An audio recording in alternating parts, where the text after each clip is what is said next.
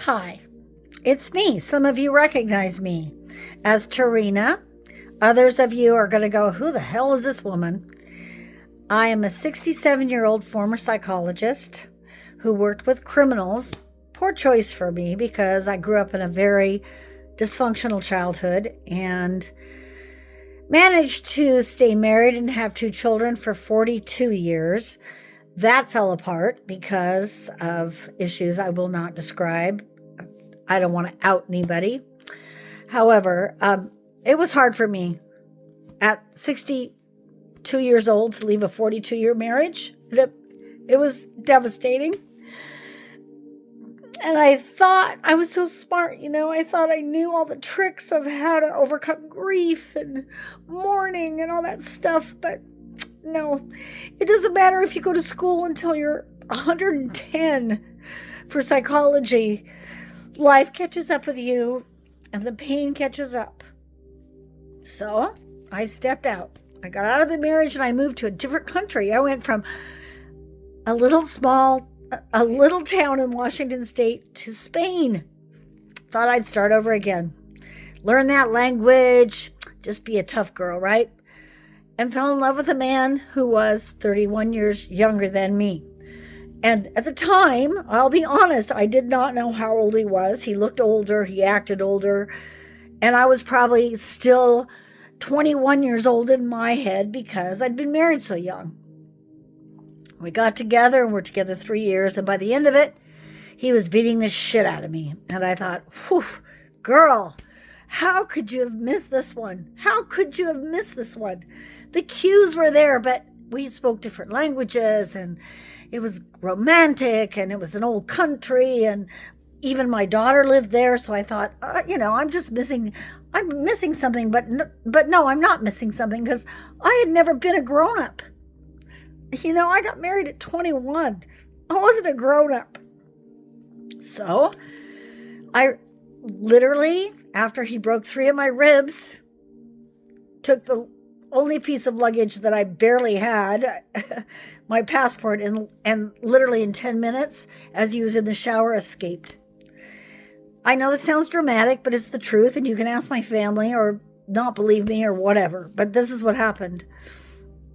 And I came home and I had never been alone without someone to love, without a man to love, without children. My children are grown up. They're doing their own thing. And I'm used to company, and I'm used to empathy, and I'm used to counseling. And here I am, in my 60s, retired, whatever the fuck that means. And I meet another guy, and he seems perfect. He's only 7 years younger than me. Different culture, African American. I don't care. I don't look at things like that. I hope that people who are listening to me today aren't thinking, oh God, what was she thinking? Being with someone of another ethnic. That doesn't matter to me. I loved this man for a year and a bit. And then my post-traumatic stress from my relationships, both from my first marriage, which I will not reveal, and the second relationship in Spain that I was domestically violated. Ironically, I had taught DV classes to families. So, wow, did I learn a lot, huh? Anyway, story goes as this. The man who I fell in love with a year and a half ago, or a little over a year ago, has left me too. He thinks I'm crazy. Maybe I am. I see a therapist. I've been evaluated by a psychiatrist. I'm not bipolar. I'm not blah, blah, blah. I'm PTSD, that's absolutely for sure. But many of us are. In fact, I would guess in this world today, 80% of the people have some PTSD. Those of you who don't, that have not experienced anything awful, I'm happy for you. I am so happy for you, because the pain that comes with the nightmares and the terrors and the distrust is just fucking awful. That's all I can say. It lives with you like a wart that you can't get rid of. It's like such a gross connotation, really it is, but it's true. It's something you can't get rid of, and you try, and I've done all this therapy and tried all these different things, and nothing makes the nightmares go away. Nothing stops the insomnia. Nothing stops the trigger when I hear a song in a fucking Macy's store that reminds me of being beat up or cheated on, and I think it's okay. I came into this life to learn some tough lessons, and this is what this is. And that's very logical and pragmatic, and and I'm a spiritual person. I meditate. I go to church, even though I'm not really truly a Christian, probably more a Buddhist. I don't know what I am. But I do all those little things they tell us to do, all of them. PTSD is a form of protection. It's like an emotional armor. And when you go to war, you better not go without your armor and your gun. I don't believe in guns, but so PTSD doesn't go away. I really believe that now because it understands that I have spent a lifetime, not every day, not every month, but a long part of my life in a traumatic, frightening situation. I've been date raped twice. Oh, well, that happens to a lot of us. I'm not going to feel sorry for myself. And believe me, I'm not a victim. But what I'm trying to say to every woman, 67 years old, we are not old yet. We are not done yet. I look at women like Nancy Pelosi and I just think, good on you, girlfriend. Good on you. You go to Europe at 80 years old and you almost die, but you come home because you have such courage and such conviction as to who you are. Maybe she met the right man. Maybe everything fell into place for her. But I don't truly believe that. I truly believe she's a woman that walks with her armor of courage every day in a man's world. A man's world. And you all know what I'm talking about. The Senate is not full of women. We haven't yet had a female president. Okay, so we are still walking in a man's world. And I'm not trying to diss men.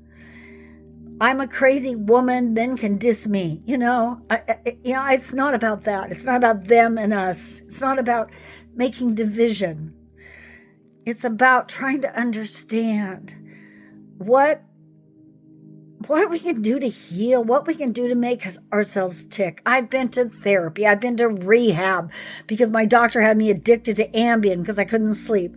I've done recovery groups. I've went to women's weird workshops where we all got naked and danced around in a circle. I mean, I've done every kind of therapy and every kind of intervention that a person can possibly do in addition to constant therapy. I'm not somehow cured. I'm just not. And I'm not trying to send a message of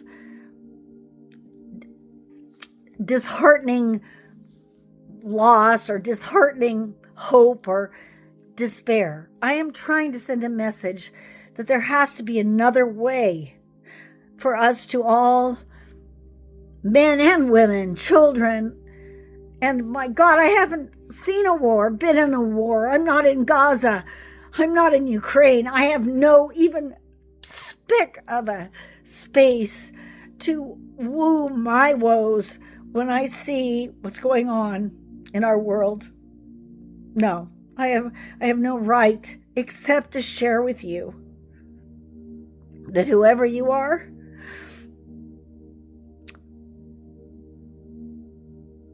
we need to come together. We need to find a place of peace in our hearts and a place of peace for one another.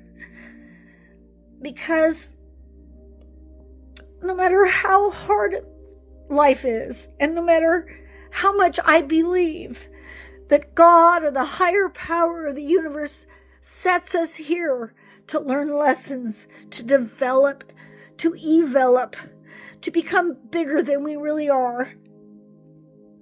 It hurts to suffer. And all the antidepressants in the world don't fix that suffering.